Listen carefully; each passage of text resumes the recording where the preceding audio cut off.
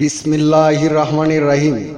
আমি বিশ্ব আধ্যাত্মিক জ্ঞান সঞ্চার দরবার শরীফের পক্ষ থেকে আমি শাহ আলম আপনাদের সকলকে আন্তরিক শুভেচ্ছা ও অভিনন্দন জানাই। আমার মুর্শিদ কেবলা শামীম আলী চিশতীর একটি গ্রন্থ থেকে কিছু আলোচনা নিয়ে আসলাম। আশা করি সকলেই ভালো আছেন এবং সকলেই মনোযোগ সহকারে শুরু থেকে শেষ পর্যন্ত এই আলোচনাটি শুনবেন। আমার মুর্শিদ কেবলা শামীম আলী চিশতী যে গ্রন্থটি লিখেছেন সেই গ্রন্থটির নাম শরীয়তের পেট থেকে হাকিকত ও মারেফাতকে উদ্ধার। এই গ্রন্থ থেকে যে আলোচনাটি নিয়ে আসলাম সে আলোচনাটি হলো একটি সংসারের চাহিদা পূরণ করিয়া সাধন করে কিভাবে আল্লাহকে লাভ করবেন, কিভাবে আল্লাহকে সন্তুষ্ট করবেন, কিভাবে আল্লাহর সাথে বিলীন হবেন। সংসারের চাহিদা পূরণ করিয়া সময় চলিয়া যায়, চেষ্টা করি আর ভাবি আজ আমার মুর্শিদে দেওয়া কিছু সাধনা করিব।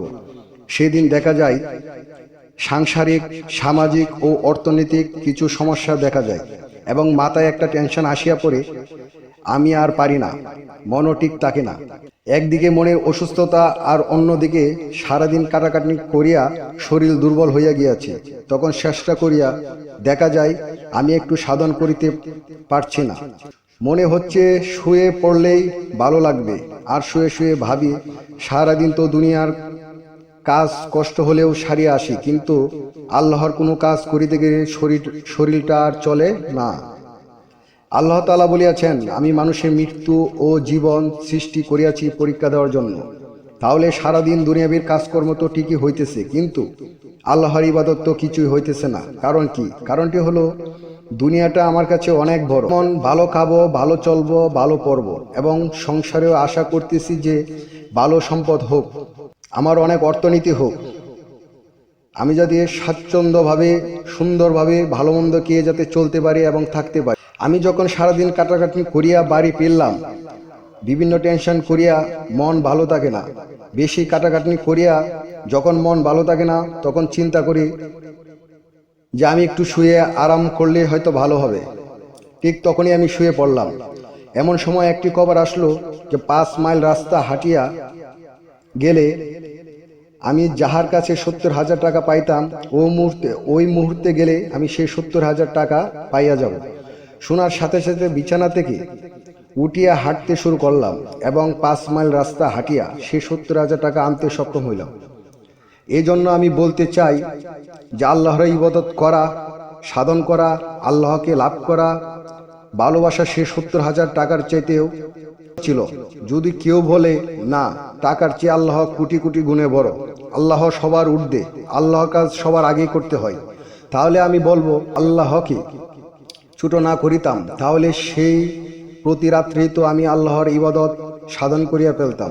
আমরা সংসারে এই সমস্যা সেই সমস্যা বলিয়া ধেরাই, কিন্তু এই সংসারের কারণে আল্লাহর ইবাদত করিতে পারি না। এগুলো হলো আমরা আমাদের নিজেদেরকে নিজেই ধোঁকা দিচ্ছি। আমরা অন্য ধর্মগ্রন্থে একটি কথা শুনিয়াছি যে হাতে করো গৃহকর্ম, মুখে বলো হরি। এই নামেতে একদিন আমরা হইয়া যাইব ভব নদীর পার হইয়া যাইব। আর আমাদের গ্রন্থে কি বলে? জিগিরকারী। আমরা যদি এই জগতে হইয়া যাইতে পারি, এই জিগিরের ডাক শুনিয়া আল্লাহ একদিন সারা দিয়া নিবে আল্লাহর বাড়ি। যেমন হাঁটা চলা খাওয়া, প্রয়োজনীয় কথা বলা এবং সর্বসময় আল্লাহর জিগির করিব এবং যতটুকু পারি আল্লাহকে লাভ করিতে যাইয়া মুর্শিদে দেওয়া সাধন ভজন করিব। জানি না আজকের এই আলোচনাটি আপনাদের কেমন লেগেছে। যদি ভালো লেগে থাকে তাহলে আমাদের এই চ্যানেলটি সাবস্ক্রাইব করে দিবেন। আমার পীর মুর্শিদ কেবলা শামীম আলী চিশতীর এই গ্রন্থের আলোচনাটি করতে যাইয়া আমার অনেক ভুল ত্রুটি হয়েছে। সকলে আমাকে ক্ষমা ও সুন্দর দৃষ্টিতে দেখবেন। আমার মুর্শিদ কেবলা শামীম আলী চিশতীর একটা কথা না বললেই নয়। তিনি প্রায় সময় একটা কথা বলেন যে আমরা আল্লাহর কাছ থেকে এসেছি, আবার আল্লাহর কাছে ফিরে যেতে হবে। না ফেরা পর্যন্ত আপনি আমি মুক্ত না। সে আল্লাহ তাআলার সাথে মিশতে হলে একজন কামেল মুর্শিদের কাছে যাইয়া বায়াত গ্রহণ করে সাধন ভজনের মাধ্যমে আল্লাহর সাথে মিশতে হবে। তো আপনারা সামনে কি ধরনের আলোচনা চান আমাদেরকে কমেন্টে জানাবেন। চেষ্টা করব আপনাদের পছন্দ মতো আলোচনা নিয়ে আসতে।